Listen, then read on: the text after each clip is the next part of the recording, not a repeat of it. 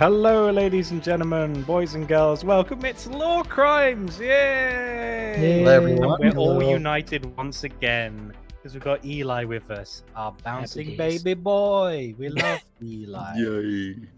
Yay! How was your Absolute honeymoon, buddy? baby. It was wonderful. I know I said China #1, but I have to rescind my statement and lose some social credit. Japan is now #1.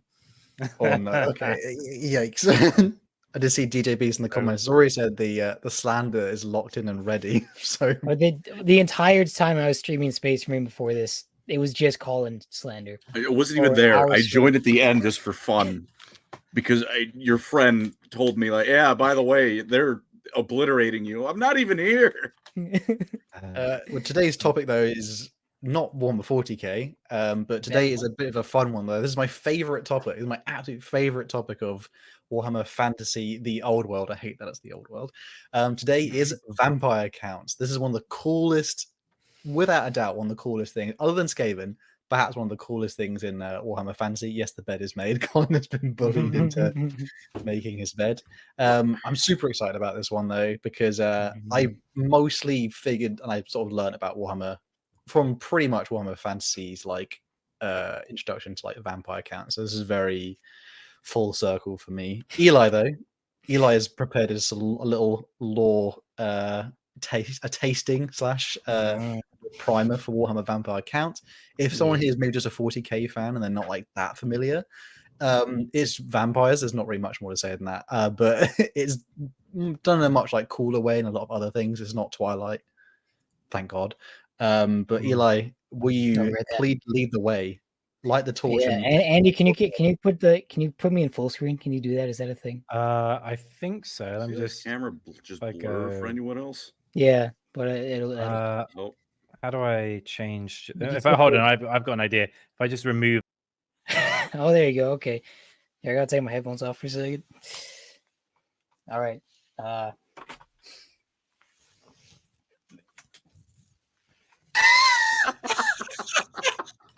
Oh my God, that's amazing! Oh, for the audio listeners out there, Eli is dressed like a vampire. I wanted to start with an excerpt from my favorite one of my favorite stories for the vampires. So I'm gonna read this little excerpt of my two favorite vampire characters. Once inside the classroom, I saw with relief that my table was still empty. Mr. Banner was walking around the room, distributing one microscope and box of slides to each table. Class didn't start for a few minutes, and the room buzzed with conversation. I kept my eyes away from the door, doodling idly on the cover of my notebook. I heard very clearly when the chair next to me moved, but my eyes stayed carefully focused on the pattern I was drawing. "Hello," said a quiet musical voice. I looked up, stunned that he was speaking to me. He was sitting as far away from me as the desk allowed, but his chair was angled toward me. His hair was dripping wet, disheveled. Even so, he looked like he just finished shooting a commercial for hair gel. His dazzling face was friendly, open, a slight smile on his flawless lips, but his eyes were careful. "My name is Edward Cullen," he continued. "I didn't have a chance to introduce myself last week. You must be Bella Swan." My mind was spinning with confusion. Had I made up the whole thing? He was perfectly polite now. I had to speak. He was waiting, but I couldn't think of anything conventional to say. How do you know my name?" I stammered. He laughed a soft, enchanting laugh. Oh, I think everyone knows your name. The whole town's been waiting for you to that was arrive." Mike. You can't hear it. I grimaced. I knew it was something like that. "No," I persisted stupidly. "I meant, why did you call me Bella?" He seemed confused. "Do you prefer Isabel?" "No, I like Bella," I He's said. still "I going. think Charlie, my dad, must call me Isabella behind my back. That's what everyone here seems to know me as." I tried to explain, feeling like an utter moron. "Oh," he let drop, looked away awkwardly. All right. I love Twilight. Oh my God. hell is that? Eli, you took your headphones off, so I That was one hell of an intro. It was muted the whole time, by the way. I got No, chicken. Oh dear. By the way, we also got a donation from Rat. Crimson Oh, Glory for wow. $99.99. Bless your Oh, Thank Andy confirmed. damn. Handsome Giga Chad. Also, I've missed that past couple of live streams. Excited to hear why I should like bloodsuckers along with blood spillers. Thank you so much. Oh Thank my you. god. Thank you, brother. Thank you Thank very you. much. We Flesh Crimson is Glory gold. really putting our I children can't to get use. over Eli with the teeth and just like Bloody shirt. Bro, we need to music dress was up for cool. Halloween. We have to dress up for Halloween. All of us. yeah, You- I'll do that. And, I Oh think my Bloody Shirt God. music had the setup to a joke. How do you tell the difference between a croc and a gator? How? Ow. Hmm. Uh, I used to know this. then HB Yeah. Love to BGN, the vampire outcast. Blood is replaced by raw eggs. Oh, This is gosh. just the laugh. It's kidding me. Oh, for the audio listeners, by the way, Eli is dressed like a vampire himself, full makeup, and he's also got vampire teeth in, and he just read an excerpt of Twilight. Oh my Commander god! Muddy Schlong said, "You're telling me the book has worse dialogue?" Yeah. Yeah. And The books are even Raw worse 666. than the You know, movie. I was pretty happy that I had gone all of my life not seeing a single or reading a single thing from Twilight, and He truly we're not ruined getting it. past that.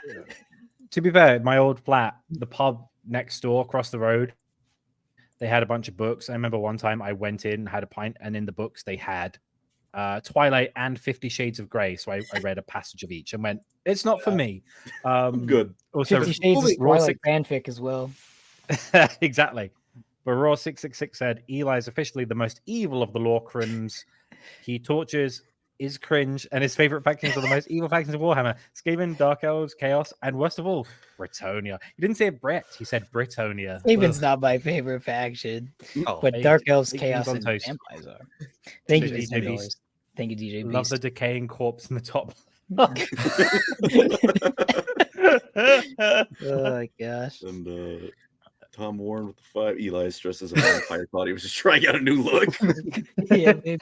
Honestly, Before- to be honest, I'd love to see Eli go to the gym dressed like that. See what happens. Mhm. My wife says this is making me look balder. Jeez. Of the camera angles. Yeah, I know, honey. That's just how To it is. have and to hold.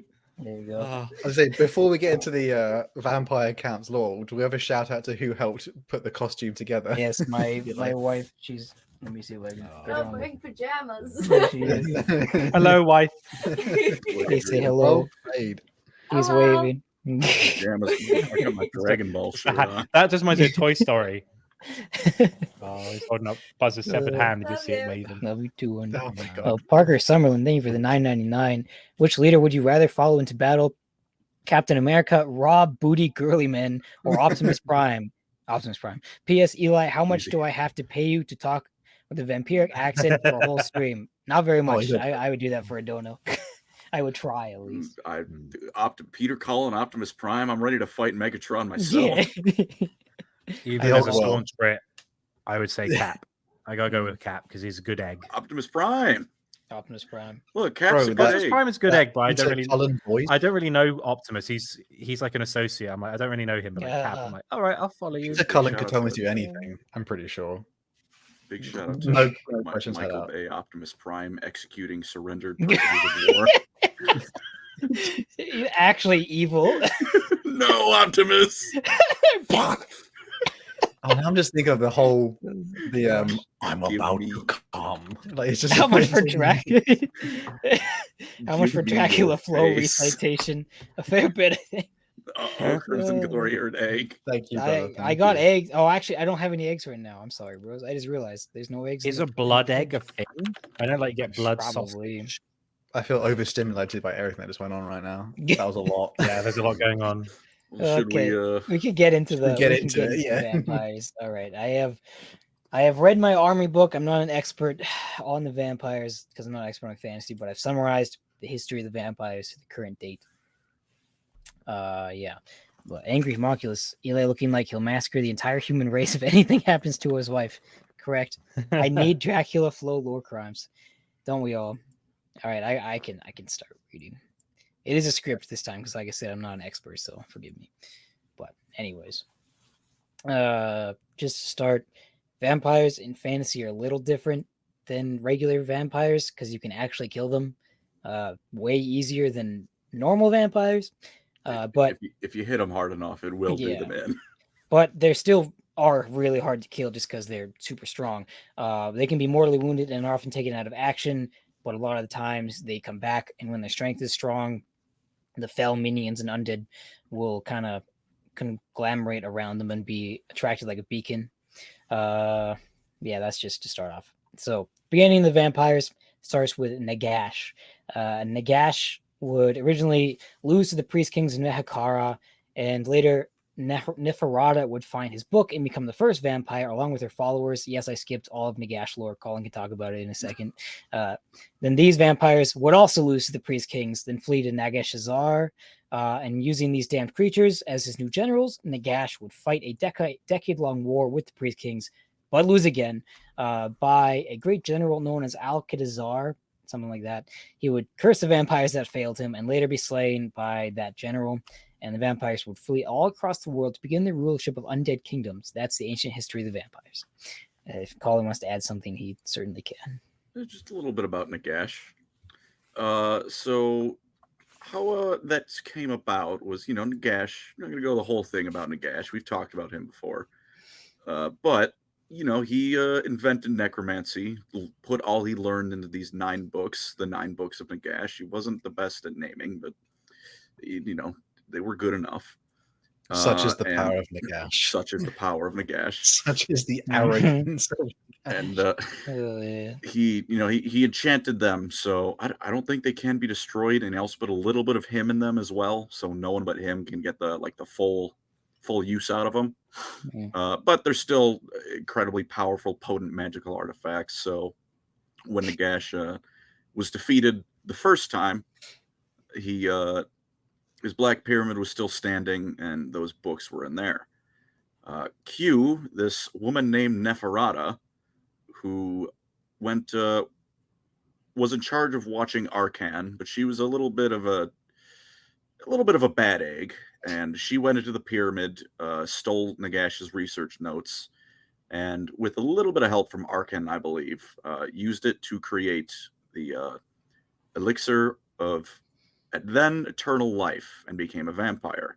Didn't have all the weaknesses yet, but they had the super strength. You gotta drink blood to survive. Like they were like classic vampires. They hadn't been quite Warhammerified or Vampire the Masquerade-ified.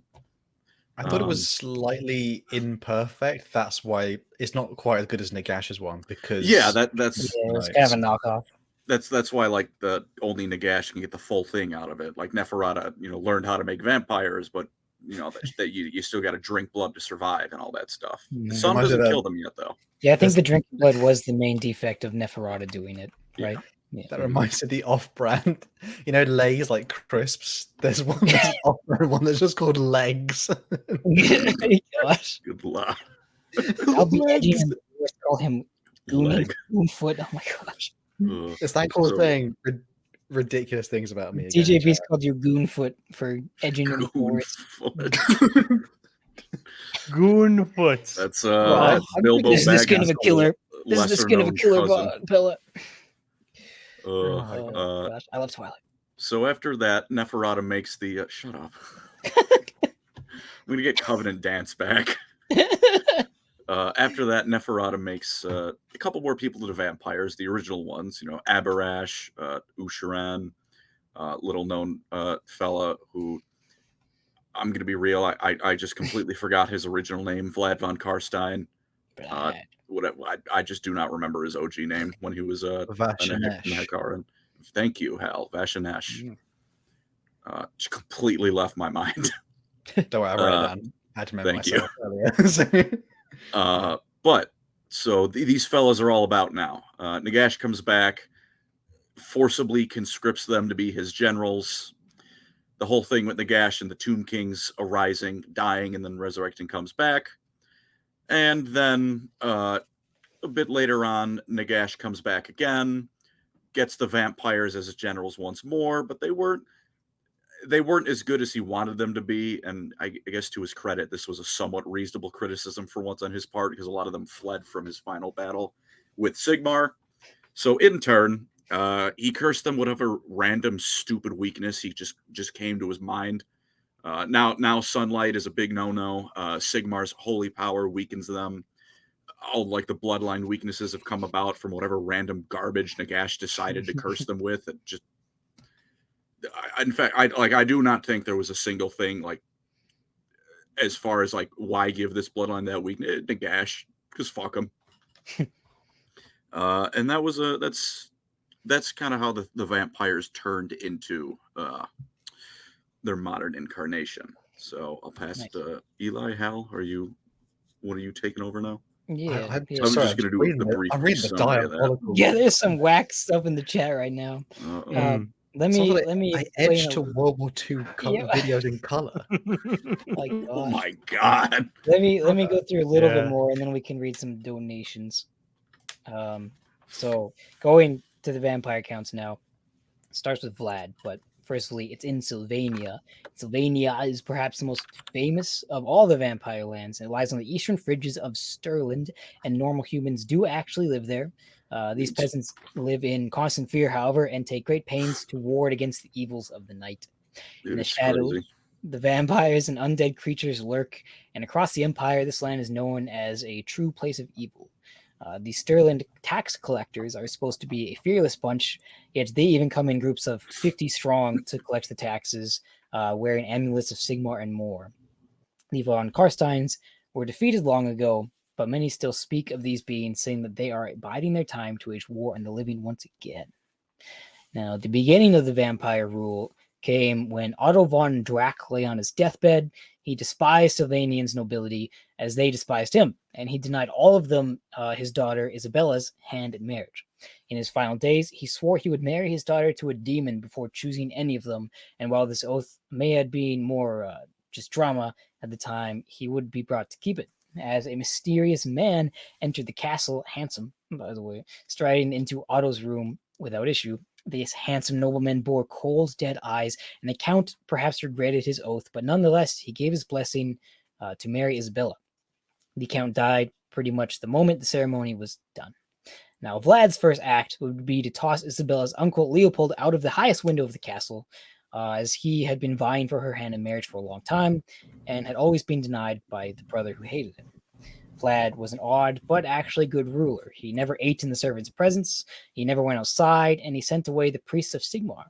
The castle servants were slowly replaced with hooded figures, and strange visitors would often enter the castle.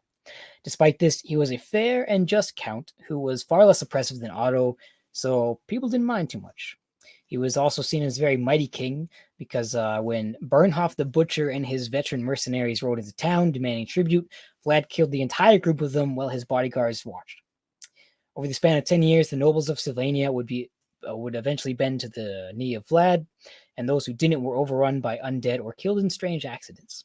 During this time, Vlad also turned Isabella, who had come down with an incurable disease, saving his wife as he bestowed upon her the blood kiss. Which the blood kiss is how you turn into a vampire. Can I just say something real quick? Two things quick. It is always so funny to me that Sylvania was such a just mess of a province that Vlad made it just objectively better. And everyone likes Vlad out of universe. In universe, like he's one of the most hated people in the setting. And even everyone was like, yeah, he made it better. Also, because you mentioned it, just your reminder, Stirlanders are barely human. Backwater shit ass province. Holy shit. Oh yeah. Shout out to the moot being right next to the vampires the entire time. They're still ignored most of the time because they're halflings. Who cares? DJB says Sylvania is Detroit. Sylvania become human? I did play a halfling in a Warhammer fantasy roleplay campaign, and I beamed an old lady in the head with a rock and killed her and sent her the realm of chaos immediately. Very nice. Hello, she was summoning a demon. Hey, chaotic voices. Chaotic. Hello. Cool. All right. I think maybe this would be a time to read some donations before I go further. Okie dokie. I'll pop them on. Your Joe. Eli's hairline disappears when he looks into a mirror, just like a vampire. Jesus. Thank you for the $5. Tom Warren, thank you for the $5. I hear a chandelier works really well at killing vampires. Yes. I don't remember the reference though. Elizabeth Young, thank you for the $5. Howdy, brothers. Got to say, I love my vamps just as much, if not more, than my werewolves. Werewolves. Love all your content and always look forward to hearing you. Thank you very much. And then Donkey Menu saved $5. Thank you. My current project is kit bashing Magos Thankwall and his mount, the Rat Dempter Gear Stripper. Wow. Oh, this dude's got. We need to see pictures of this army. He's in the freaking evil scientist lab lately. My dude is crafting something devious. Yeah. All right. So back to it. Vlad would eventually begin to gain a great amount of respect throughout his land, and he held more control than any leader in the empire. In fact, many believed that he should be in line to be the emperor, for the von Carsteins were actually an ancient family that could be traced back to the founding of the empire. For generations, the von Carsteins ruled, and eventually the peasants began to notice, that they were still ruling generations later. Witch hunters increased in number, but those who sought out Vlad would never return. The nobles of the land would be struck by the same disease that Isabella had, and were returned to vampirism as well. The priests were driven out of town, and the dead began to pile on the edges of the towns, because the priests of Moor take care of the dead, and Vlad got rid of them. Within Ostermark, a common of warpstone struck the capital, Mordheim, and Vlad was very swift to act, sending minions to collect as much of the resource as they could. A decade later, this warpstone was put to use as Vlad stood atop Castle Drakenhof and recited an incantation from one of the 9 books of Nagash.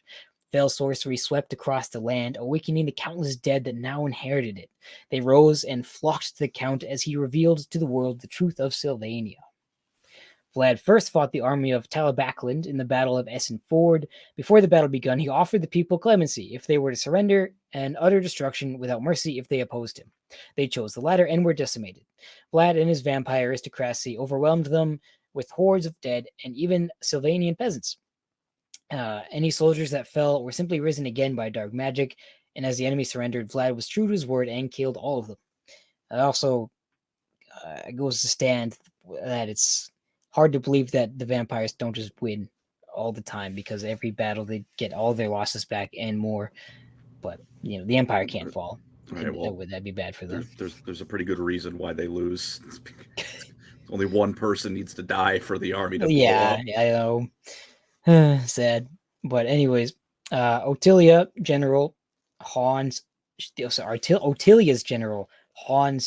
Schliffen went into a berserk rage at the sight, and he broke free of his captor. Like, he was mad that Vlad was killing all the people. He broke free of his captor at the time. He grabbed Vlad's swords and chopped the Count's head off.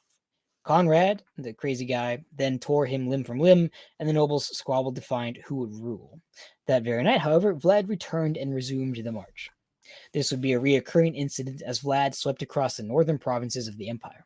Time and time again, he would fall in battle, only to return a year, a month, a day, eventually just an hour later, and decimate the enemy force.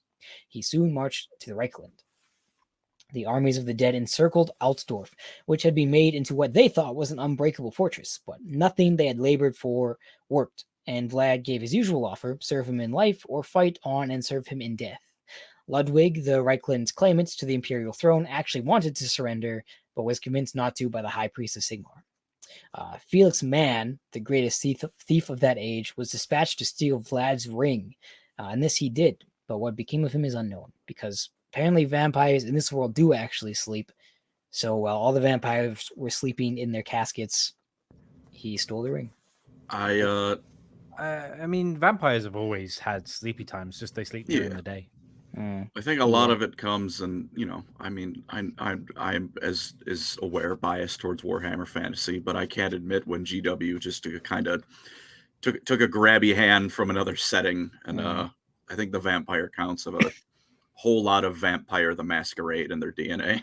Do they have to have that thing where like they can only sleep or be near like Earth from their homeland or something like that? That's like a vampire. There was where else but Gotrek and Felix, there was actually a vampire was explaining this to one of the characters, like sometimes sunlight, ash, immediately you're done. Sometimes it just makes you a little bit slow and sluggish, but they can walk around in the day without just dying.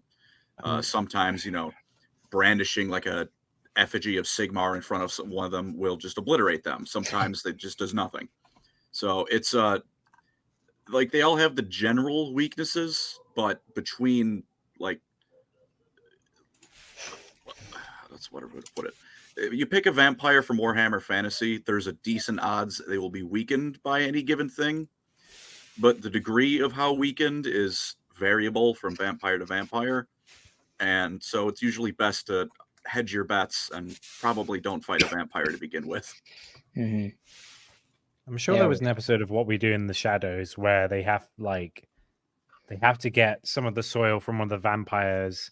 He's like, Guillermo, we're going to my home country and we're getting some more soil to put in my coffin. Like, love that show. Oh, that's a really good show. A really good show. Miss it. Excuse me. Oh, where was I? I was talking about Vlad. His ring just got stolen. Yeah. Vlad woke up and was very mad, and he attacked as the legendary battle for Altdorf ensued. At the heart of it, all atop Altdorf's great battlements, the high priest of Sigmar, grand theologian, dueled Vlad. The pious man began to tire against his unwavering foe, and as he saw that Vlad gained the upper hand, Wilhelm, the priest in question, charged the vampire, and they were flung off the walls. Vlad was impaled by the spikes that lay beneath and died. For without his ring, he had lost his dark power of regeneration. Sad. And hearing of her beloved's death, Isabella could not bear to live without Vlad. She impaled herself and turned to dust at the feet of Ludwig, becoming the final casualty of the battle. And as they say, still a better love story than Twilight. But it is actually a good love story. Isabella and Vlad, it makes a fella feel. The finest of 2010 memes. Yeah. So horrible was the death toll, though, that it was impossible to run down the retreating Sylvanians, and in the times to come, the other claimants to the throne would turn against Ludwig, fearing that his popularity would give him a chance of becoming emperor. So the lords of Sylvania recuperated and began to rise in power once more. For 40 years, the 5 claimants to Sylvanian's throne squabbled and fought. 3 were slain, 1, Manfred, disappeared, and this left the last, my sweet baby boy, Conrad, the animal, von Karstein. Conrad is absolutely insane. The craziest guy in Warhammer, probably. Guy named Conrad is insane. Who could have seen this one coming? Yeah, they really did copy and paste a little bit, didn't they, there? A little bit, but this guy's like actually a lunatic. He once ordered every crossbowman in the land to use every cat in the land as target practice. At least 2 times, he put entire peasant towns to the torch because they smelt bad. And lastly, he accused his mother of the crime of giving birth to him without his consent. And after finding her guilty, had her bricked up in a tower as an entombed alive. And that was that. He was with the vampire, like I say, with all these, is it like the children? Are they like adopted children of? Yeah, they're not actual children, but these were all the nobles given the blood kiss by Vlad, so they like counted themselves as the bloodline. I imagine it's same way like Space Marines and Primarchs. Like Gilliman did not give birth to 250,000 Ultramarines. I don't know why I said Gilliman give birth. That would not be it's a good picture. Worked. Someone draw that. Someone get on that. Now draw him giving birth. Someone get that Vegeta picture. Oh my gosh. But it's like they all say like, yeah, the Primarch's our father. It's kind of like that. This is how I've imagined it. Yeah. Also, I think Conrad did a lot of that stuff before he was actually a vampire. So he was like literally insane before he was a vampire. That. Yeah. Could I actually perhaps a good time to mention? Mm-hmm. I was gonna say, did they make Conrad? Did Vlad turn Conrad into a vampire just because it was funny? Like he's like, this guy is hilarious. Who knows? The thing about vampirism is that it doesn't change your personality, but it amplifies it. Mm-hmm. So if you're already a little bit crazy, you're gonna go insane. Conrad was already insane, so yeah, he started balling out even harder.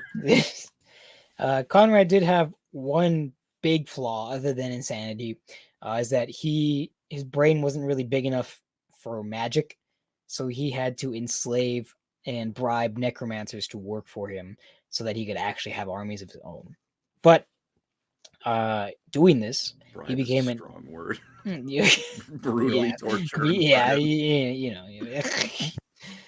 but him not having skill in necromancy pretty much saves all of Order. But anyways, with these necromancers and his army, he would wage incredibly brutal war against the Empire, eventually finding the Knights of Blood Keep. Along with these knights, Conrad the Beast found victory after victory with use of raw power and brute force. Truthfully, he was a terrible commander and not very smart at all, but so insanely ferocious was he, and great were his knights, that this often didn't matter. He was just OP enough to blunder his way to victory and just kill enough people. He slaughtered Averland's forces and even defeated the dwarfs of Zufbar, leading the charge that won the day. So incredibly evil, insane, and vicious was Conrad that the three claimants to the imperial throne at the time set aside their squabbling and banded together to face this threat. Around this time, Helmut was the likely emperor to be, but he had been cursed by Conrad's necromancer in a rare case of good planning by the Mad Count. Helmut began acting strange, and once his eye fell out and his skin was peeling away, they discovered that he was actually a zombie. The zombie emperor would flee, and Conrad, in a fit of anger of being found out, slaughtered his way through Averland. It's in your head, zombie, zombie. Copyright struck. Sorry, couldn't help myself. In 2021, whatever year that means in fantasy, I don't remember the term. Damn, they had COVID as well. Yeah, it was Conrad. In that year, though, the dwarves and Empire allied with each other to face the Butcher. Sadly, as the lines met, Conrad's army crumbled as the necromancers had betrayed him and fled. He did all he could, but was eventually captured by the dwarf hero Grufbar and slain by Elector Count Helmar, who was somebody's son. Love that name. I think was he the Elector Count of the previous emperor, wasn't it? Or the last guy that Conrad killed, it was his son that then killed Conrad. And he went even madder because when the undead magic was unraveling, he tried to then take over, and it like literally broke his mind. I think. Yeah. Poor guy. Mad My lad. poor baby boy. But lastly, in the bloodline, and most recently, is Manfred von Karstein, who is commonly seen as the Erebus of Warhammer Fantasy because of the end times, and he is truly irredeemably evil. He is also just a slimy person. Like, even ignoring that, like he's a slimy and he's bastard. bald. He's very bald. All right, well, let's settle down now. I'm just saying, three of us are on the fast bald, you're a track. villain in Warhammer. That's all I'm saying. Fair. That's all I'm saying. Oh man! So I before Conrad, I will read. I think there's 2 donations. So between us three, me, Colin, and Eli, there must be enough forehead to actually make a bald man. The Crimson Glory, thank you for the $5. Sorry to sidetrack, but Colin, do you want that UNSC ration pack? What does this mean? What is it? Jimmy has one. Is that a thing? We do appreciate I think so. Glory. Yeah. Well, Colin thinks about it. Yeah, okay. Raw 66, thank you. Yeah, $5. Yeah, Thank you. 5. Yeah, I won't say no. Vampires lose is due to corpses need to be relatively intact for great use, and they seem to lack intelligence to use advanced tools. Therefore, artillery. Actually, though, Manfred at one point does siege something with artillery. It doesn't really work out, unfortunately, but they can have artillery, believe it or not. Just to let you know, often. Yeah. If you saw me on my phone and things, I just ordered my costume for the Lorecrimes Halloween stream. From Nice. I did look at ODST, and then it was like, you've got to get like the armor parts separately, and I'm like, I want it to be. Yeah, they got to be so assembled. I've got something else. But I think you'll like I got it. mine coming in. I am democracy's strongest soldier. Nice. Can we strip pub quiz? No, thankful. No, we cannot. I don't think I need to see my hairy nuts. Oh my god. Lose. I don't want to embarrass anyone with my enormous Sigmarian schlong.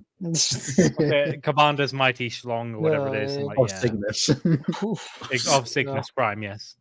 We have Smashing Badger, thank you for the £2 or euros. Vlad's only mistake was manlet. Yeah. So true.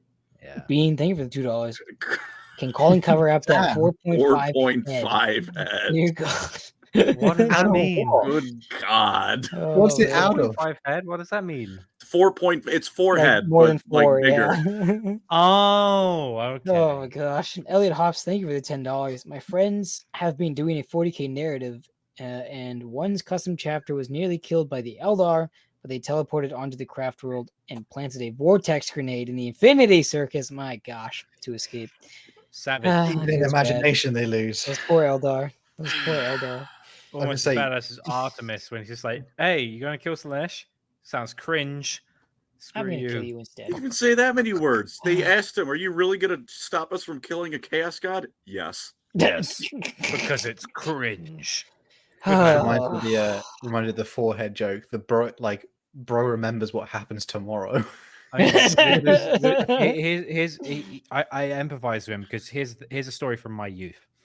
There was a time I went to the corner shop. Back when I were 8 years old, I went to the corner shop and my mum was like, "Hey, you can have a Mars bar." And I said, "I don't want a Mars bar. I want a king size Mars bar." And she said, "No, you get the Mars bar, but you don't get any Mars bar." And I went, "It's a king size or nothing." So I respect Artemis because he stood on his principles, and that's a man of character. There. It's crazy because back then the size of the Mars bar is twice the size of what it is now as well. So. It was probably a regular size Mars bar. Back when Freddo bars were literally 10 pence rather than 10 and a bit, which they are now, which is bullshit. How we suffer. Oh man! To be fair, the Death Watch job isn't to kill Chaos; it's to kill Xenos. Killing Slanesh is the Grey Knight's job. Yeah, but he could have been not stupid. Like he could have just helped save humanity right there. No, he was just like, if we're gonna kill Slanesh, we're doing it on our terms with a bolter. I respect that. Yeah. Jeez, I do have the script for Dracula Flow right here. Just saying. Oh man. Okay, I'm gonna get back to Warhammer. So let's see. While Conrad waged his blood crusades, Manfred hid himself away in study, returning to Castle Drakenhof with newfound knowledge and a dark tome. They say he was awake when Felix stole the von Karstein ring and spent long years searching for the thief. For a time, Manfred let the foolish mortals believe the power of Sylvania had withered away and was gone forever.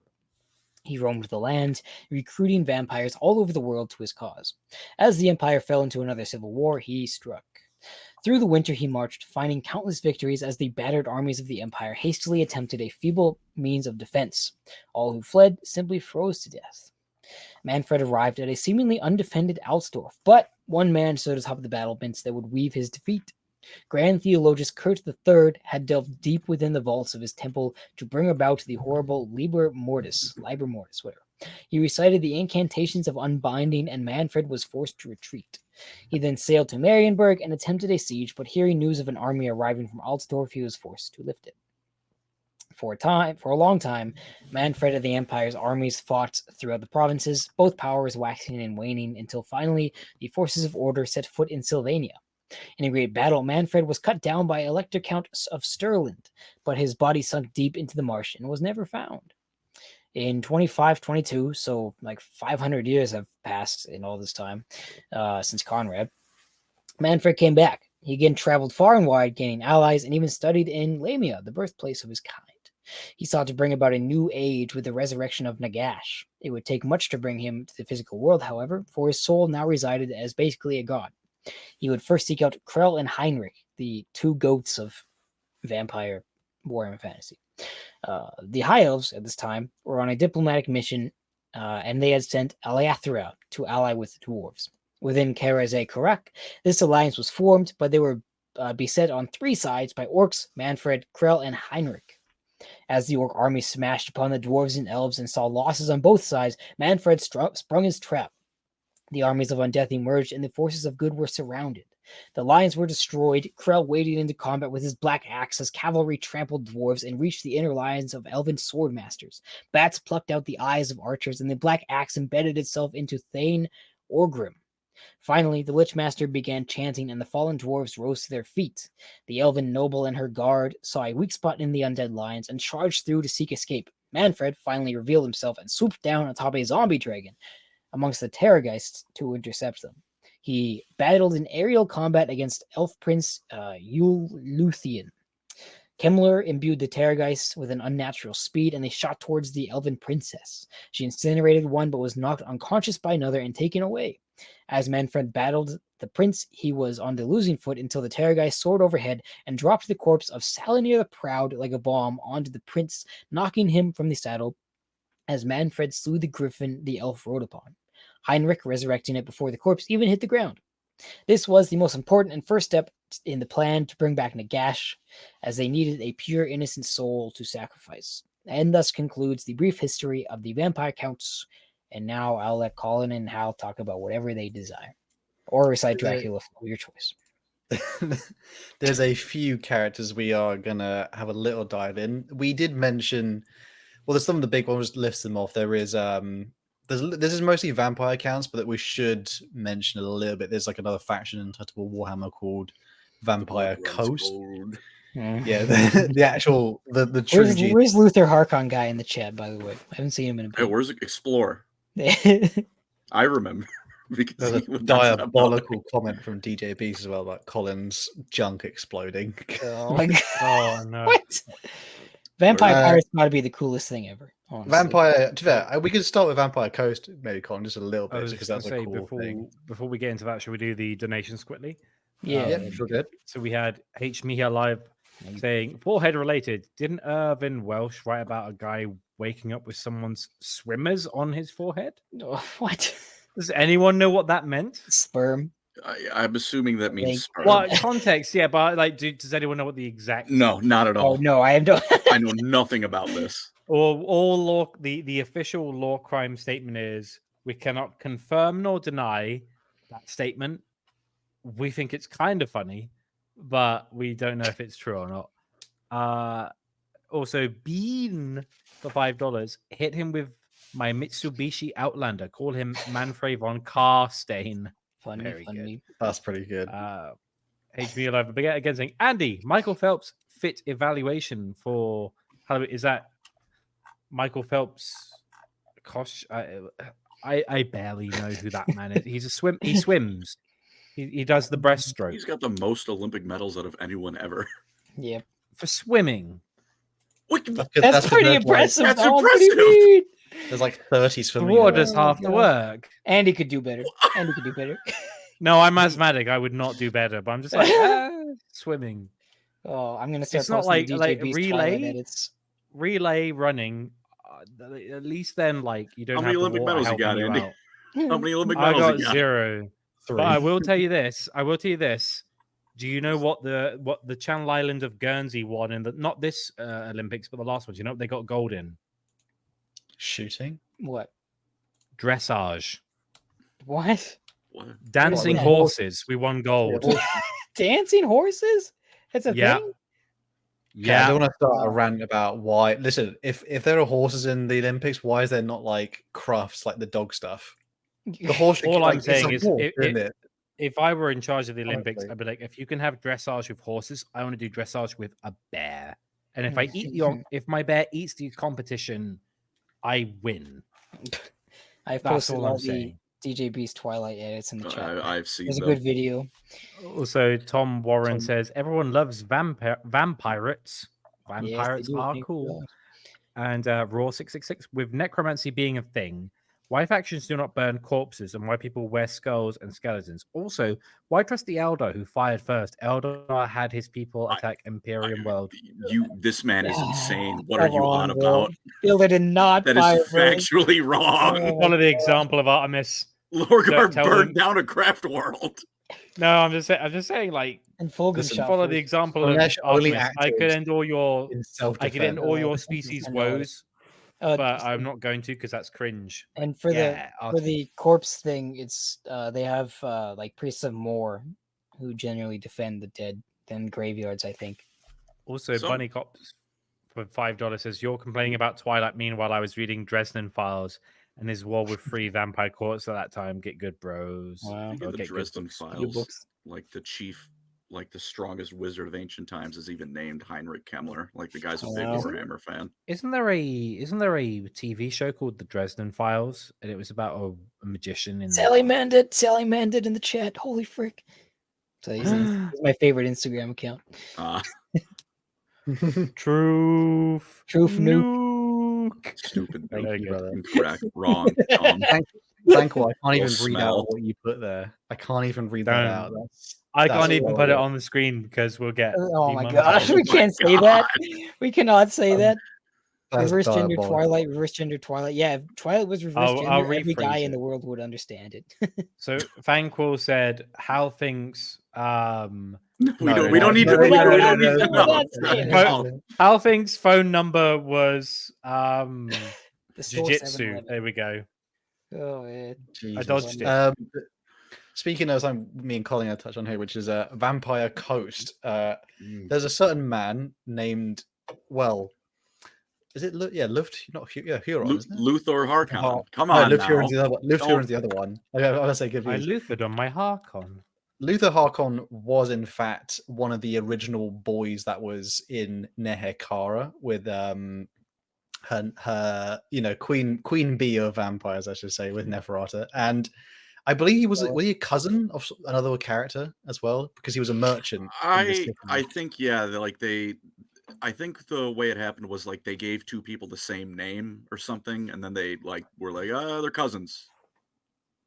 So he was in the undead city for a while, and then when eventually it all came down, it was all burning to ashes.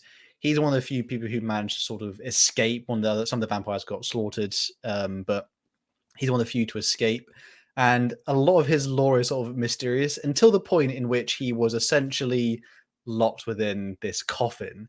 I'm not missing anything out there, I don't think, before that, Colin. But he essentially was discovered by, I guess, are they pirates or are they just like a merchant? They were. vessel? So he was on his coffin was on a merchant ship, which was then attacked and raided by Norskins, who stole everything on it, including his coffin, and then he woke up and killed them all.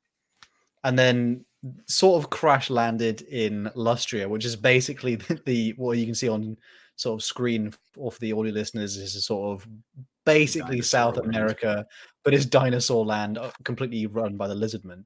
And essentially he would start to build a power base from resurrecting all the corpses of drowned sailors, or basically fleets that they would attack. They would overtake pirate vessels and ships and have an undead crews, and Harkon would essentially, other vampires or other say men would eventually become power hungry, looking after Lustrian gold, because there's very famous for Lustria having lots of different treasures and old world / old relics, or sorry, old one relics and old one gold.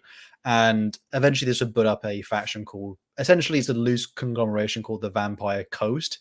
Even in the Total War games, they added in new characters as well, I think, the ones that are not even proper ones in the original lore books. But then there's also one like Count Noctilus, who is an actual one who claims to be a descendant from the von Carstein bloodline as well. So there are other different vampires that sort of get completely undead, underworldy / water pirated up. It's really cool faction to play in Total Warhammer. And essentially, well, there has some end times lore, but we won't really get to that just yet. But Luther Harkon's story sort of. Okay, sorry. You forgot his full name. Was it Admiral? Luther Harkon, Arch Grand Commodore, Admiral, Pirate King of the Vampire Coast, and Emperor of Lustria. And also small wee woo because of all them titles. Gotta be saying. No, he deserves it. Fuck you. Small wee woo. The dude was pretty power hungry, and obviously, like most vampires, extreme ambition. But this ended up having sort of a backfiring when he tried to interact with some old world magic / old world devices. That this actually is in one of the cutscenes for Total Warhammer as well. They represent this moment where essentially it sort of shatters his entire brain and mind to the point where he now has multiple personalities. He can't interact with magic, if I remember correctly. His magic is he can still resurrect the dead, but aside from that, he's basically been turned into a blank. Magic stops around him. He's like Conrad, but he's a little bit more mad in the sense that Conrad's just he was like a raving beast, maniac, murderer, sociopath, psychopath, whatever. But Luther is a bit more there's more than one guy knocking around in that brain at the moment. So he's an interesting character. His visuals to a T, a bit gorgeous. Love that guy. I don't think there's any other characters. There's is it Anessa? The one who's in Sartosa. Baroness of Saltspite. She's not really a vampire though. I'm not really sure what her lore is. I don't know if but they're somewhat vampire adjacent though. She's like blessed by Manon, I believe. Donation. Oh my God. Yeah, I can't. We'll read out donations in a bit, brothers. But there's also some. Yeah, so there are places like Sartosa, which is almost basically like its own version of what was sort of the Caribbean style. Yeah, Tortuga cities where other vampires interact with, and sort of the underworld of various places around the sort of old world itself and far beyond it. But there's mostly like the actual proper on screen's the way I want to put it, but like the open secret factions of vampires are the ones that are in the Empire, which is Sylvania, and then sort of the rumored vampire coast on the edge of Lustria. I will go into a little bit now. There are some characters we should mention. I don't know if Colin might fill in a gap here, but obviously there was Vlad von Carstein, Big Boy, who I've got a little bit of lore to go into. We talked about Manfred a bit as well. There's Conrad, my beloved. There's some smaller ones as well. There are other von Carsteins, which actually Conrad ended up killing, so they don't really have names anymore. Manfred did a little bit of a rampant team killing to ensure he could become the head of the von Carstein dynasty. Manfred also cleaned house as well. Isabella von Carstein, who is basically wrapped up with Vlad's story, so I will expand a bit on her. This other one who's the leader, there's the one I keep getting confused with Luther Harkon. He's a leader of the Blood Knights as well. Is that Luft? No, Luft Huron is, my God, he's actually from 40k. Oh my God, that's the space marine. I get confused in the two because they're like pirate lords.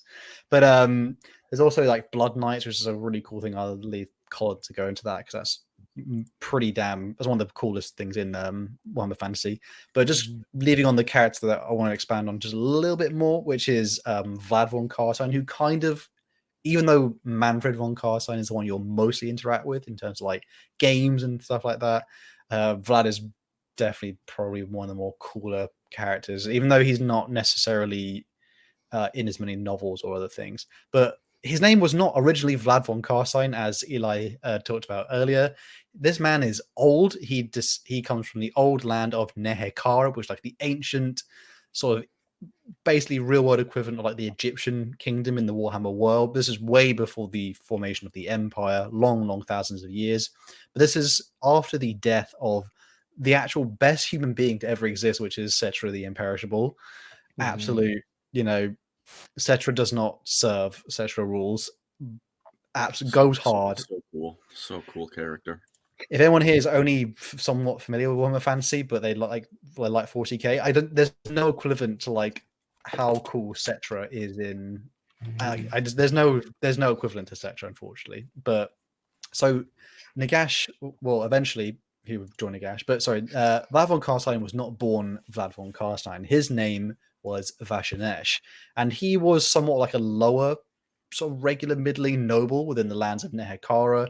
This is sort of Bronze Age time, I guess, in some technological aspect. Sorry, I'm messing. The comments must be diabolical. This one, I can see.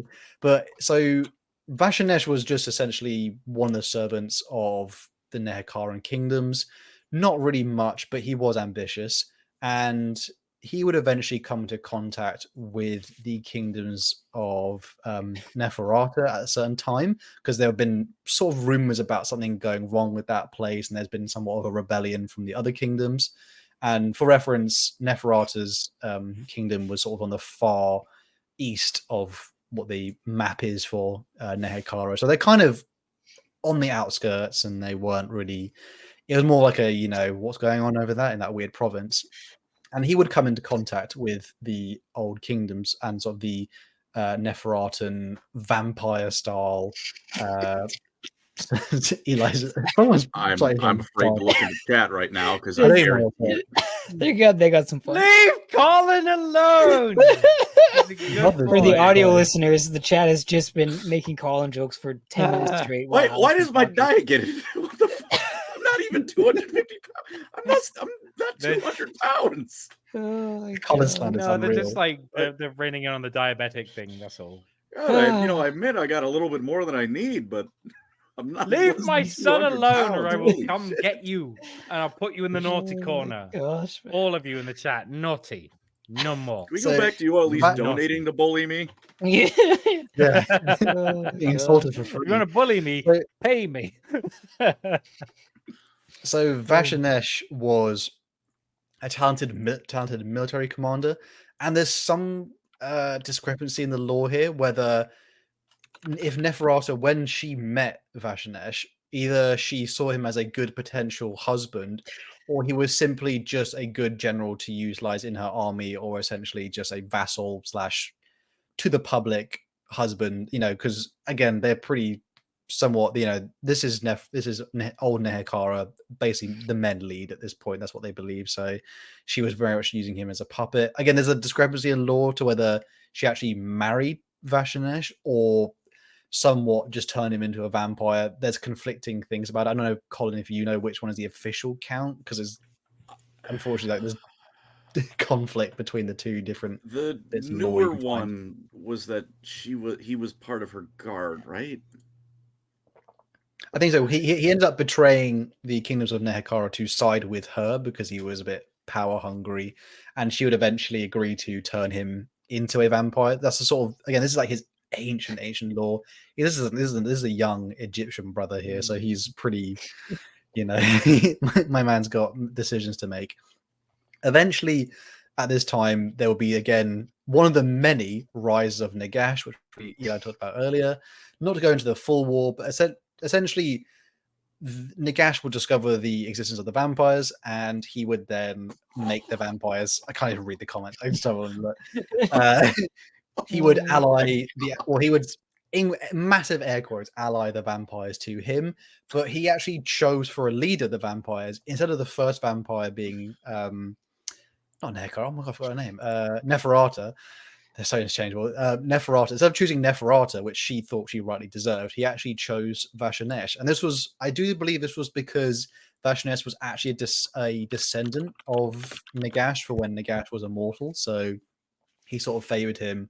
Also, he was a bloke, so he sort of was like, "Yeah, I will just have you instead of Neferata." She didn't take too kindly to that, and he gave him something that would later.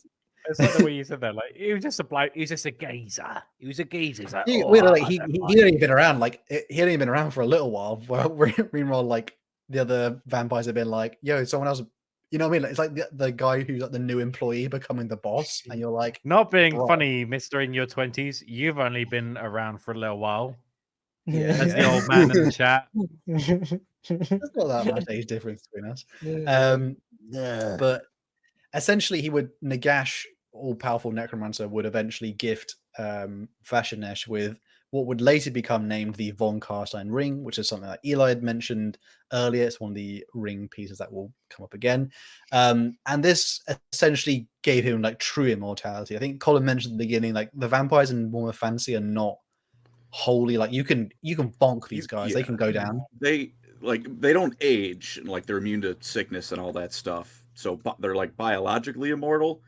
But if you get a big enough stick, yeah, they'll go down. But essentially, this ring would allow, Vashanesh to control the vampires like a sort of hive mind. It was, and after a while, it was working. They were essentially fighting against the kingdoms of Nehekara, but Vashanesh just realized like service under Nagash is almost not worth it. So he allowed himself to purposely get killed by Al-Khadizar, who was the sort of Nehekaran king. Again, there's so much lore to go into there. Check out our old Toon Kings episode if you ever need some context for that. But essentially, he would allow himself to purposely be killed, and then essentially this would temporarily break the connection of the Von Carstein ring controlling over the vampires, and then essentially they all, as Eli mentioned earlier, they scattered, and then because of this, there was other times when, Nagash, again, because the vampires keep scattering, he would eventually curse them. Vashanesh would leave. Again, he would run, lead the lands of Nehekara, and for many, many years he would travel essentially the world, just raiding for artifacts, adventures, hanging out with the boys on the weekend. You know what I mean? And eventually he would pop up to the little old province of Sylvania. I think Eli mentioned a little bit earlier, he shows up, handsome bastard, and then he goes in and he says, you know, he turns up with 100 bottles of baby oil for the PD thing, and then Otto's little pimp house with 100 bottles of baby oil, and he would turn up and say, "I'll marry your daughter," and then she mentioned at the time, just expand a little bit on when he met Isabella von Carstein.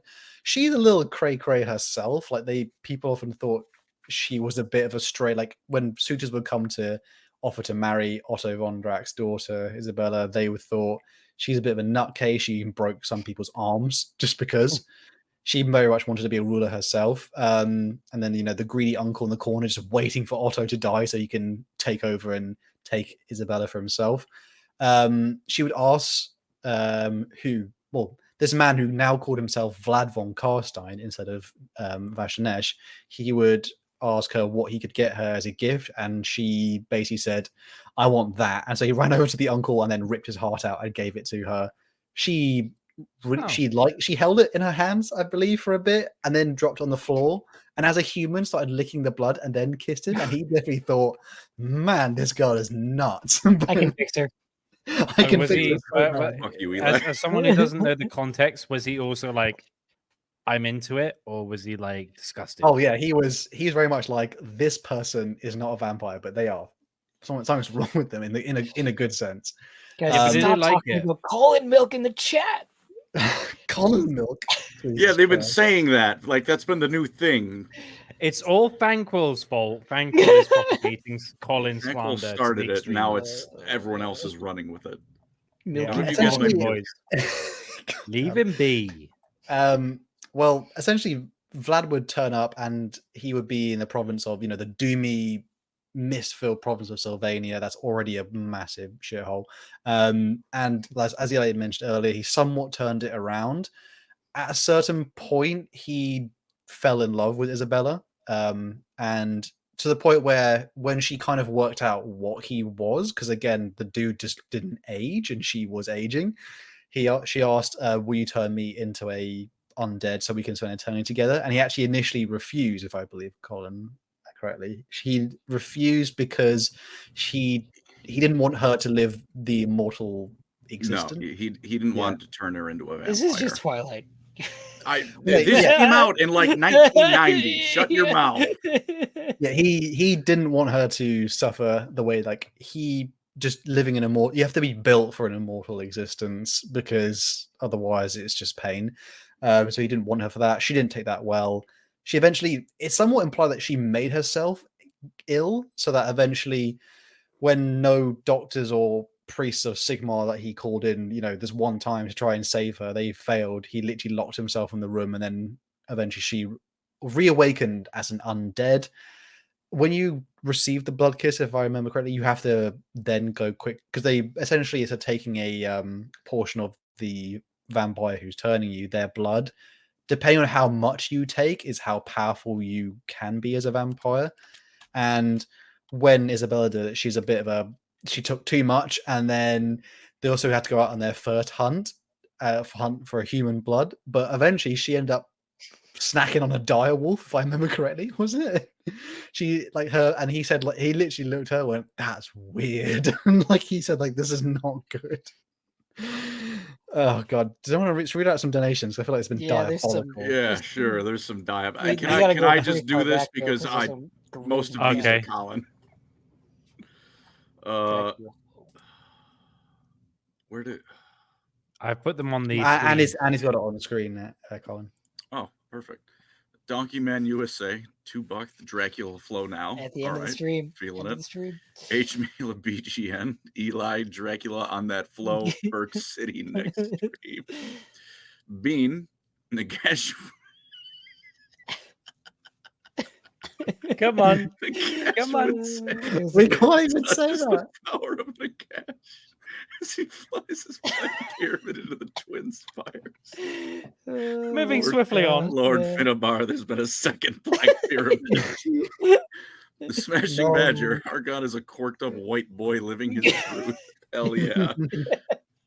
Age meal up. Nikado lost 250 pounds. What's your excuse? I don't have 250 pounds to lose. That's my excuse. If he lost that, he would be a grain of sand. Come I'd on. be like negative 75. Oh gosh. Donkey Man USA Antifa put us all in the Astartes Anonymous milking room for bullying. Colin. Yeah, I'll do it. Don't test me. Oh my gosh. Thank you. Extra media. This is I just insert Colin Slender here. There we go. That's all you needed. Sample text. Yeah. H me a love, my favorite. Colin lactates, so Techless won then. Yep. Thank you all for the donations. Thank you very in chat much. influence here. For all the Thank you, but also naughty. All the I had to read all those. The audio list is out here just for you guys. You might not know we have our resident boy Thankwall. Man's glorious name is Thankwall in the chat. And Resident this guy man on watch list. Every time we are live, this man absolutely just is completely roasting us the entire time. I mean, I don't. Some of the things we can't even say. It's been ridiculous. Where was I again? So essentially, Isabella, Gluck 3000, all that direwolf juice, and it was bad. So she was a bit. Something was quite wrong with her in terms of, like, she's extra vampire in terms of, like, she really has like some kind of even more, like, Vlad's like a refined being who, as Eli said earlier, he was like kind of a good ruler in the sense that he didn't lash out or he wasn't mad like Conrad, whereas Isabella definitely is a little bit something. Her love for Vlad encompasses the level of, like, it's creepy girlfriend level, like it's insane. As Eli mentioned earlier, obviously not to rehash it too much, they had the first Vampire Wars, which ended up with Felix Mann, who took the ring from, the ring of von Karstein, which you're probably wondering earlier, like, why does Vlad keep coming back after he got his head cut off? Because it was the von Karstein ring that Nagash had forged that kept bringing him back, whereas other vampires would have died.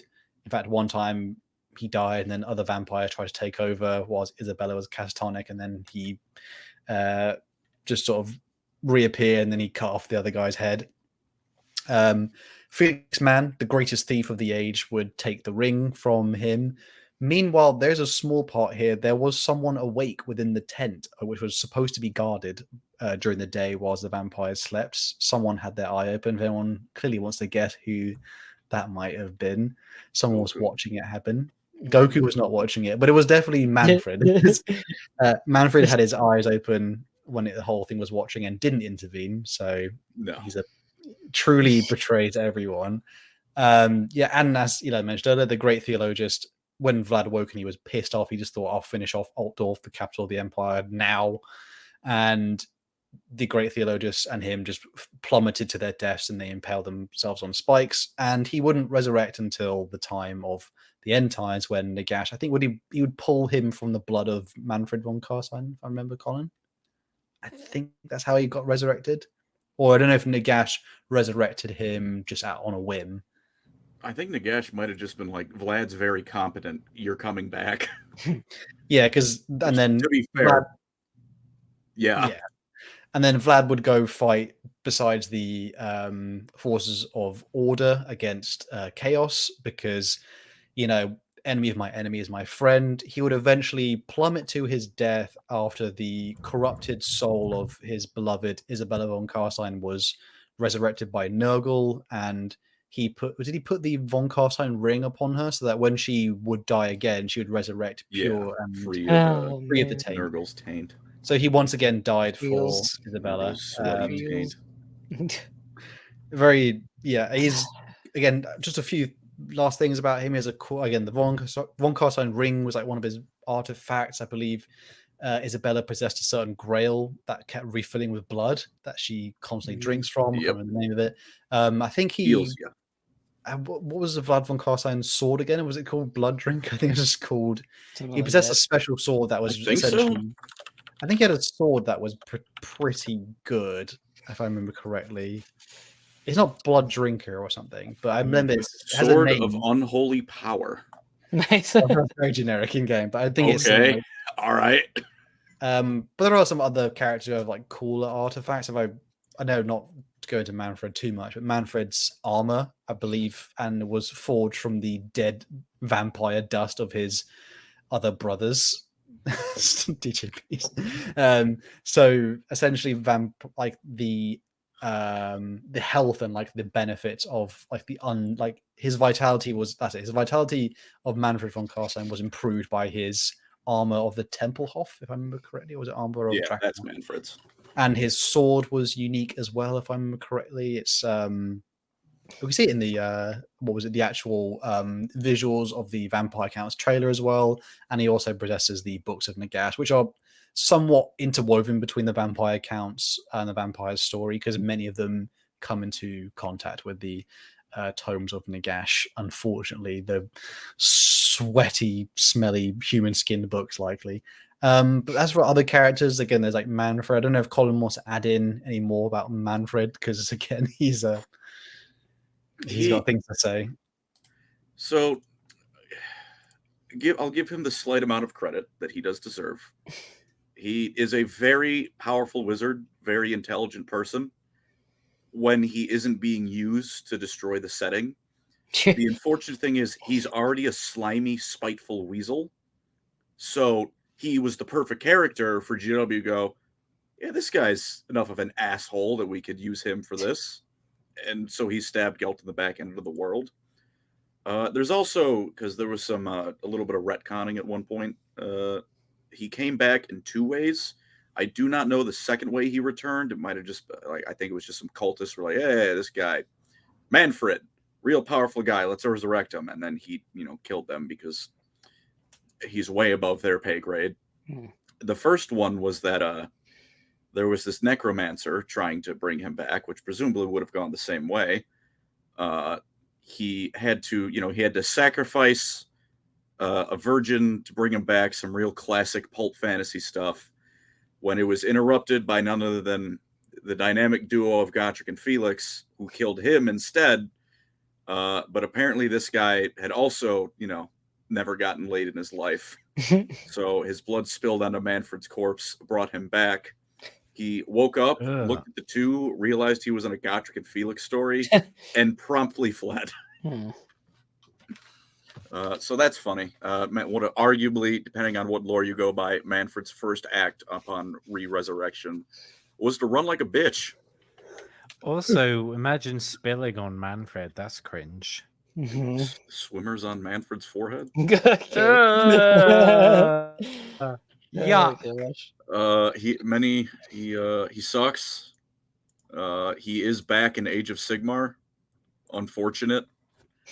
We will never be free. His first action, I know it's not quite the same, but his first action in Age of Sigmar was to start a civil war between dwarf clans. So don't worry, he's still Manfred. He also brags about how he had a part in blowing up the previous world in Age of Sigmar. He's not gotten better. God, I just despise him though. But there's some other weird things about, particularly with Manfred, like when the time of Conrad was essentially rising to power, Manfred essentially just effed off and he traveled down south to find more books of Nagash, essentially. I believe he came in contact with the Tomb King, so it ended up fighting like an undead war. They just threw hordes of skeletons at each other. No one could really win it except for when basically Manfred ended up losing and he had to run. Ended up finding more books of Nagash, and would at some point, was it the second way he also came back? Was like supposedly he got stabbed by the Rune Fang, which is like, for some context of people, the Empire, like the Elector Counts of the Empire essentially have the original forged like dwarf special swords that actually are able to strong enough to put down even really strong characters. And when he was struck down by that, he sunk into the mud of the Essen, or was it the swamp? It was near the town of Essen. The name of it is Helfen. He sunk down into the swamp, and you thought he was down for the count, but eventually he would somehow claw his way out of a swamp over centuries later. To be fair, they did actually kill him. Like, his body was still intact, so they could pretty easily, if they got the body, could resurrect him. But he was dead, like properly dead. The last thing I can think of is there are some really cool locations for the vampire adjacent factions in the Warhammer world. Obviously, Drakenhof is a cool place. I don't know how to describe Drakenhof, like Castle Drakenhof. It's kind of, I mean, that's the one with the what's the weird guy who lives in it? Colin, if you remember correctly. Oh, he's literally, for people who are audio listeners, this guy is, you might look it up. Is it the, oh God, I think I know who it is. Hang on. God, what's his name? It's a somewhat older piece of lore, but it's a very strange character, such vampire adjacent character who lives in this very strange temple. We might be thinking of two different people, actually. I think I am, possibly, but he's also one of the more. He also helped serve alongside Nagash in the end times as well. We're thinking. Oh, Drakenfels, that guy. Yeah, Lord. Is it Lord Drakenfels? He's from. Oh God, he in the end times he was called the Nameless, but it was very heavily hinted that it's Drakenfels. He's. Yeah, I don't know how to describe it. Weird. He's from, how about, he's from old enough Warhammer lore where his lore is, he bossed the Chaos Gods around into giving him unlimited demon armies. Because he was just that powerful. I can't even read what Thank was putting in the chat. But yeah, so like there are the, Drakenhof is what I meant. Drakenhof is the capital of what would be the lands of Sylvania. Sort of the powerhouse grounds of where Vlad and Manfred and Conrad use their home base, essentially. There are lots of strange undead creatures that live in the crypts, and amongst them things like Vargals, which are like human hybrided with vampires, where they're like massive flying batmen, essentially. Vargais, which are much more of like just a large bat, horrific creatures, as well as lots of untold. Did you mean our chat? Yeah. They are horrible to us. I'm reading it right now. Okay. And the last thing I can also other ones like Castle Tempelhof, which is like a more adjacent region as well, which is often used as like a staging ground for when vampire counts wish to make incursions into the lands of the Empire. Poor guys themselves. The Vampire Coast regions as well. I can't remember the name of the capital, but essentially where Luther Harkon has his base of operations. There's a strange place underneath in the middle, right in the middle of the ocean, which Count Noctilus in Total War Warhammer uses. I assume it's some sort of like vampire, or their version, like a vampire bay. As we mentioned earlier, it was Sartosa, which is an island of the north of Araby / south of the what's Tilea and Estalia called again, Colin? It's not the Southland. The place like by those two, the Border Princes. Border Princes. Well, no. So what's the land? What's that land called with all the Araby?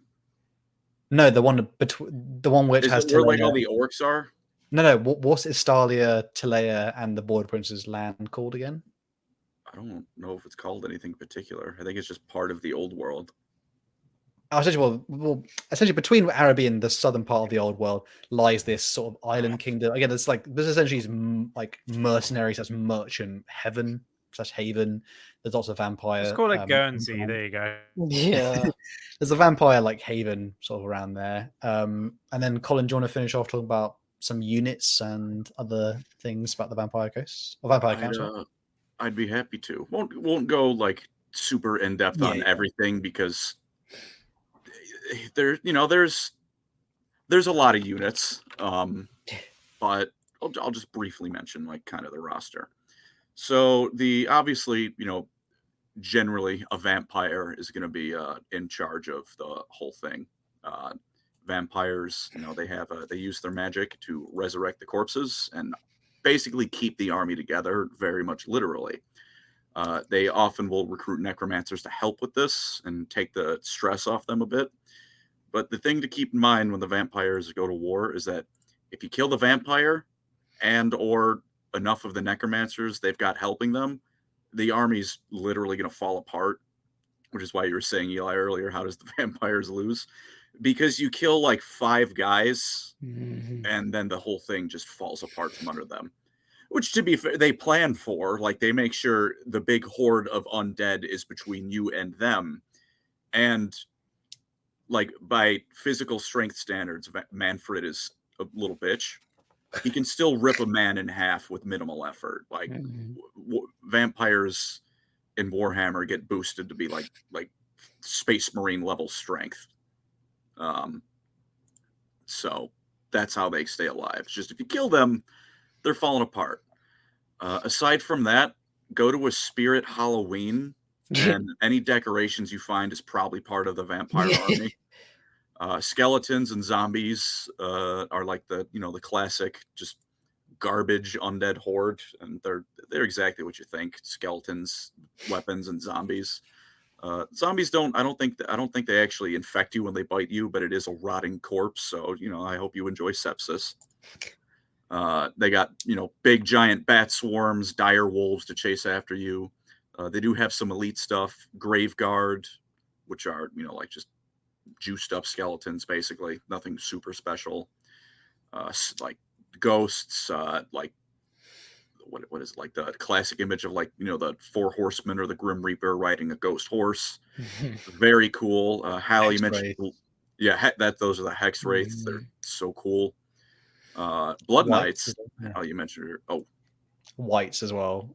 Whites, as in like not in like white people, as in whites, as in the undead creature. I think they are whites. They're like undead heroes, like who are especially powerful. So the vampires resurrect them, and they're like super elite warriors on the battlefield. Oh yeah, that's what they are. Yeah. Shout out to Krell, who's a man of ungodly strength and in life. That when they made him a undead white, the dude can literally tank on an army by himself. Truly cool. Dude went 1v1 with Sigvald and was like, "No, you're getting your shit rocked." Sigvald did kill him, but Krell got his piece in.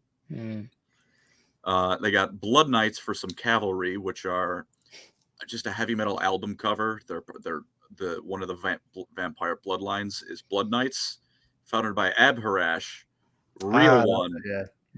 real cool guy.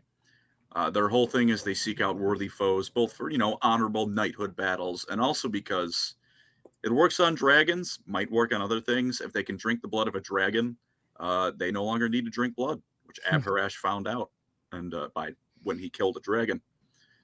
So they look for worthy foes, both for the challenge and to maybe free themselves from arguably the worst part of their curse. Undead dragons, things called abyssal terrors, which are undead dragons, but made in a chop shop, just from like random corpse parts, basically they found to make that's a terrorgeist. Pardon me. And again, it's if you've seen a horror movie, they've probably got it in their roster. Like they've Crypt Ghouls are one of my favorites. I don't know why I know they remind me of Left 4 Dead. Crypt Ghouls, like because they're living beings, but they did a little bit of cannibalism. They went a little bit insane, and they follow the undead around and just bum rush people and beat them to death. They are from the bloodline of Usharan, isn't that? Those are Strigoi. Crypt Ghouls can just be people. They usually they'll follow a Strigoi vampire around because they're on the same mental wavelength of eat Feral people, beast. unga bunga. Yeah. But they're not vampires. They're living beings. I think for balance reasons. I don't know if Eli, you would know. Do Crypt Ghouls count as undead for tabletop rules? Well, I mean, I guess I got the thing. I think they do, yeah. They do in Total War.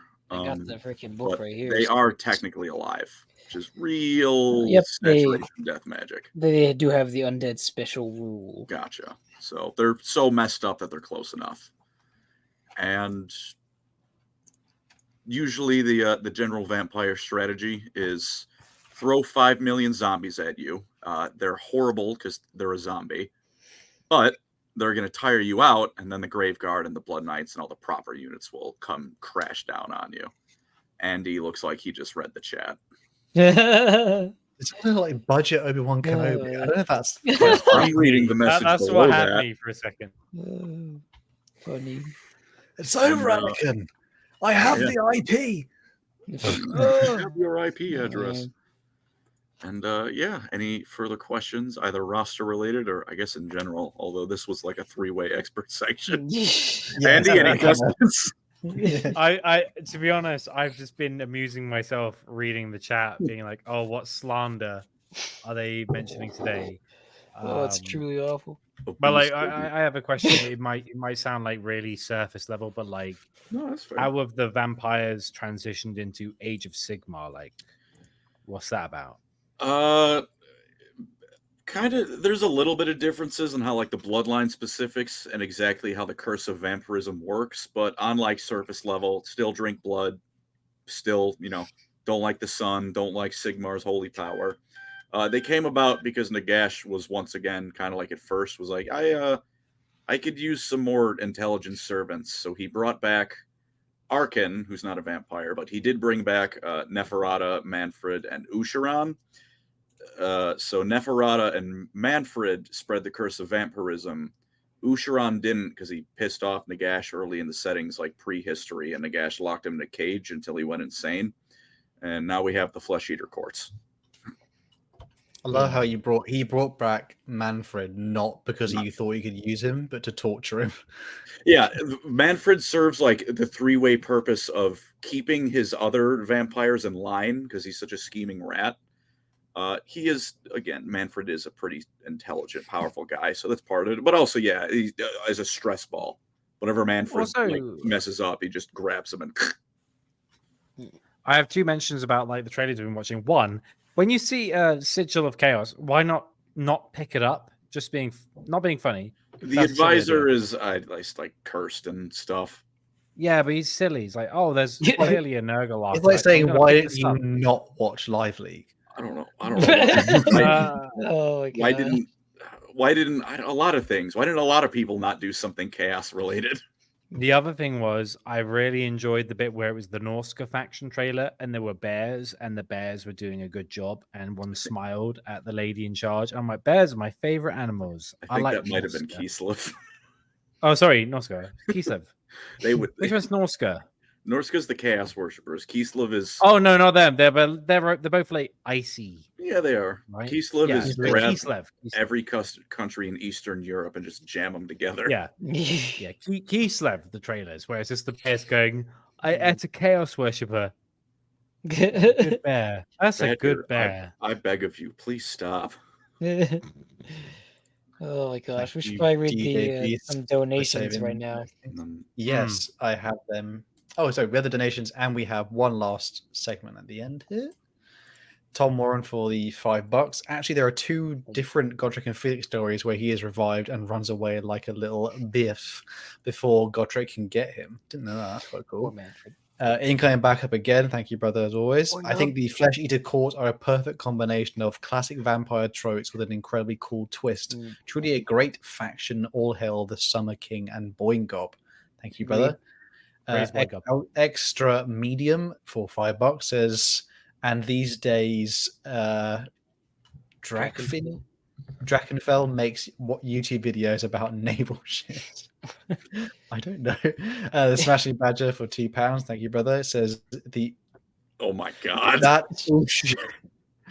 Usha Russi hitting so good it made me a schizo. Jeez. Mr. Milov again for the Bulgarian something. Beginner to expert on Chinese steel. No. Oh my gosh. By the way, for the first time, I actually watched Skibidi Toilet. I actually don't get it. I actually don't understand what the hell is going on. I honestly don't understand why there's that many people who've watched. Well, did you watch like the first ones? Because those were just pure brain rot. Then the guy learned how to animate. I mean, as a fan of TF2 shit posts, it's the next progression to that. Yeah. But I don't abide it. I'm still like, no. I just can't believe how unbelievably positive the comments are. People are like, yeah, look at him. He's gotten so much better. And I'm like, decisive cameraman victory. Oh, it's really horrible. Following up from last week, guys, it's the question of the week. For everyone who made it so far for the donation, thank you so much. Last week we did ask what Warhammer makes you wet. Yes, in fact, Eli, we did say that. So we got some ones that we're going to go through here. The first one was by @Akuma Making 1. Hashtag wet. The ability to 3D print our miniatures that don't cost a few internal organs from the bloated pigs at Games Workshop. Jesus, I cried. That was a lot. I forgot I picked this one. Why pay £100 for a single blueberry marine when you can print out 10 for the same thing for half that price? It's a big point recently, because I think recently the rise of proxy models for a lot of things has been pretty high. Just because, again, the level, like, it costs what it used to cost 10 years ago to have Warhammer stuff, and it's a bit more, yeah. But again, some of GW can't be beaten in some modeling things. Like that new Skaven model is glorious, but shout out to my proxied 8-bound for World Eaters. Shout out to that. I was thinking of that, my beloved. At DJ Beast, our beloved, our brother in arms. Hashtag wet. Call me Tech Knight from the boys, because all the holes in the Tyranid bioforms be looking very appealing. Oh Also, gosh. big turtle sweep. That was the Iceberg thing. So shout out to Turtle. Thank you, DJ Beast. As always, we love you. At Rarest Pepe again. Regular, we love you. Hashtag wet. What makes me wet about Warhammer is I get to see Colin getting bullied, either personally or by those far more skilled in the art, like DJ Beast, who I salute. Shout out to Thankful Free as well. And at least that one was a comment, so it's engagement. I'll take what I can get. Yeah. I Ace Shot UU7YX says hashtag wet. The Demonculaba and the Skaven breeders make me wet. Jesus. I literally cannot stop pissing myself out of sheer terror from their existence. A cold sweat runs down my body at the very idea of them, and the lack of heat brought about from my body ceasing all movement, because condensation to form on my causing condensation to form on my body. Those two things make me wetter than any fan art of any elf or sister ever could. One of these, it's kind of like, it's not a good thing, but yeah, if the people who unironically like that stuff is scary. That does leave me. What's the thing that leaves me sleeping at like not able to sleep at night is the Luft Huron putting a guy inside like a thing behind his throne, which is he put him on a life support machine behind his throne in a space that he can't move or get out of, and it's completely pitch black and you can't hear anything, and he's literally will be stuck. Is he a space marine? So he'll be stuck there for all eternity. Absolutely horrible madness. With that being said, that guys was Vampire Counts. Hope guys, he maybe didn't know as much about Warhammer Fantasy, you guys appreciate that one. Would you like me to mention the new question of the week? Yes, I almost forgot about it again. Yes. So the new question of the week is hashtag lockup.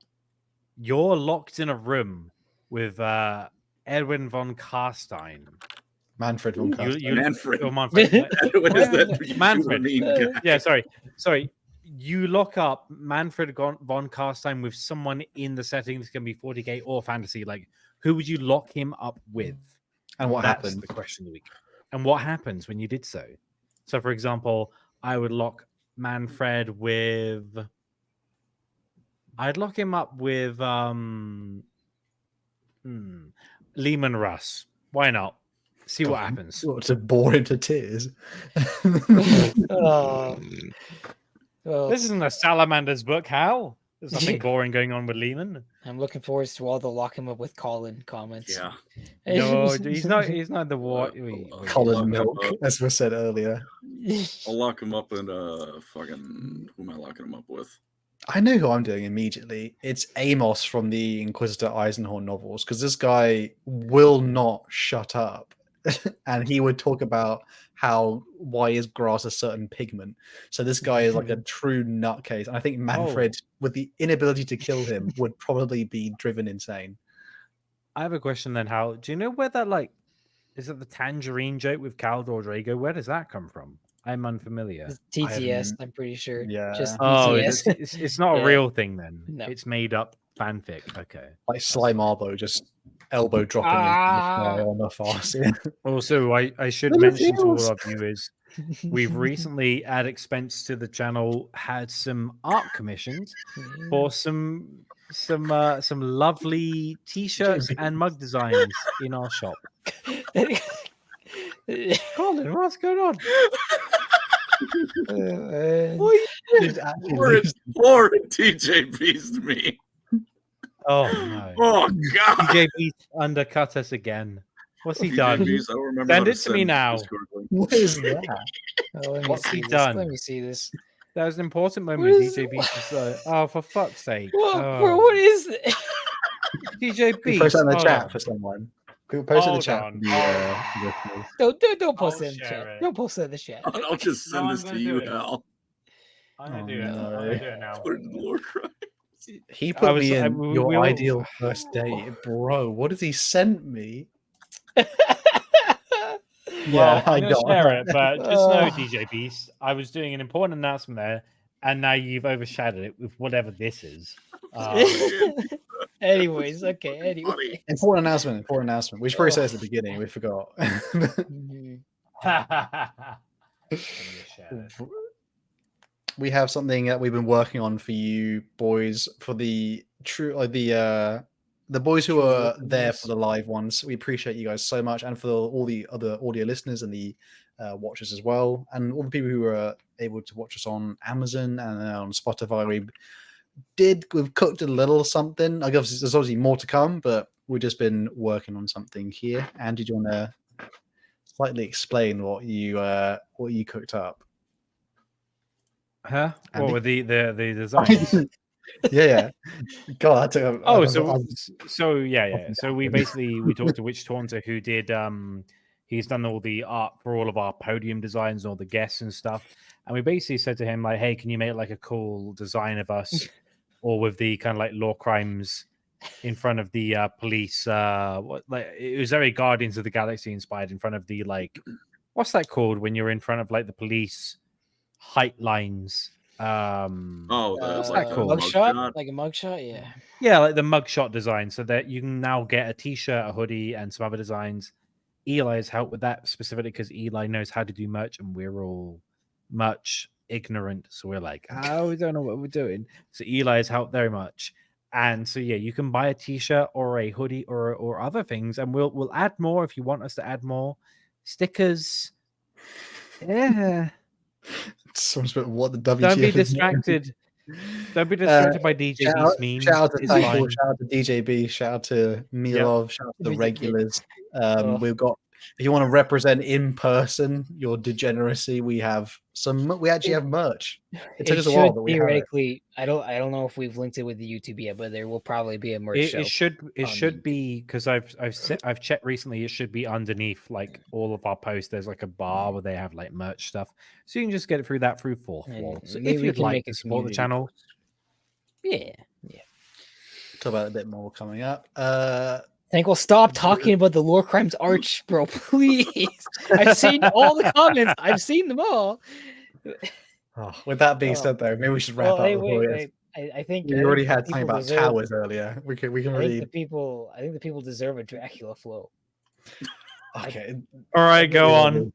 I'll put the fangs in even so that we don't get, so that YouTube doesn't hear all that words or our show. All right. I'm moving different. This shit ain't nothing to me, man. I'm a dog. I'm biting the fart bubbles in the bath. It's over. We smoking symbiote, smoking that Whoopi Goldberg South Egyptian Fur Burger Deluxe, Mega Million Scratcher Skunk Bubba Kush. We smoking Dung Beetle. I'm on 12 Vicodins. Smoking on Scooby-Doo Dick. We smoking Sequa Banshee Boogers. We snorting that good Buffalo Soldier Tamarind Jordanian Jibbies. They must have amnesia. They forgot that I'm him. That Burberry backwoods pack hidden that pussy smell like a Hellcat V8. we smoking shiz in a glass pipe, blowing the Lord's bubbles. I'm sick in the head. I'm on them. Broward County Tic Tacs. I'm on them. Georgetown Geronimos. I'm on them. Nashville Nibblers. I left my Margils in the Benz trunk. I'll have to stunt on them next time. I don't give a F if I go blind. I don't need to see the price tag anyways. I'm high on 12 Jason Bournes, looking to beat the cum out of that thick, fresh oak. We smoking filtered crack, you stupid piece of shit. I'll even kill you. Call that pussy the Matrix, because I'm in this bitch, and I can't get out. Last guy who ran off on the pack got choked out by some Givenchy gloves. The last thing he ever saw was the price tag on them. Slowly faded into darkness, and I let the archangels take him. I need more Sequia Banshee boogers. Don't be shy, girl. I love me some pastrami mud flaps. I'm moving like French Montana. Han, welcome to the Cream Kingdom, bish. Open up Black China. I drink her piss out of another man's ball. By shooter a crackhead. He looked like Woody Harrelson. You ain't seen 10 bands in your life. Jid reach for my neck. You'll get turned into an example. Y'all gotta stop playing with me, man. I threw diamonds at the strip clubs under the Great Pyramids. I pushed a camel through the eye of a needle. This shit ain't nothing to me, man. Tied the ops to the back of a Troc Hawk and dragged them around the block for 24 hours, mother effer. Look like a Resident Evil 5 campaign extra. After we was done with him, Ops wanted some initiative, blew up their entire quadrant. I'm moving like Oppenheimer. She dropped the ass on me from an aggrogenous angle and thought I was Stephen Wallace, top shelf Zaza. Disrupted my circadian rhythm. I have seen the Magna Carta. How long is this? I have seen horror. I was flipping bricks for Mansa Musa before y'all even became a type 1 civilization. This shit ain't nothing to me, you stupid piece of shit. The wrong way and you will perish. That pussy feel like Biscoff butter. You think I care about this? Ask me if I care about this shit, because I don't give a shit. If I had $1 for every time they said I gave a shit, I'd be broke, because I don't give a shit.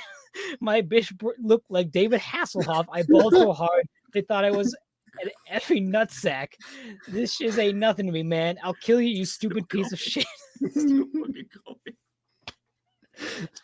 That Zaza threw me off my circadian rhythm. That was something. My word.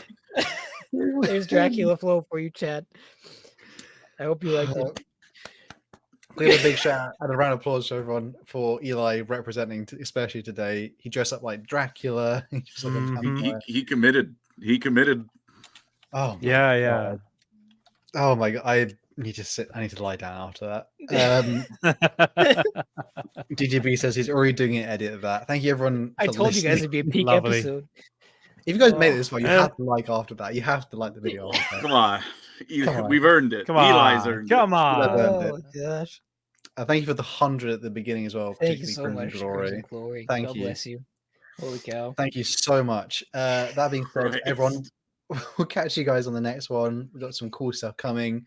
And we hope you all enjoyed the episode, particularly if you want more Warhammer Fantasy. You got to let us know, because obviously 40k is the big one, but we do like fantasy. We do. Fantasy's goated. It's the best. Eli, we're ranting about it. Oh my God. We'll catch you guys all on the next one. Peace. We'll see you next time. Goodbye. Bye, everybody.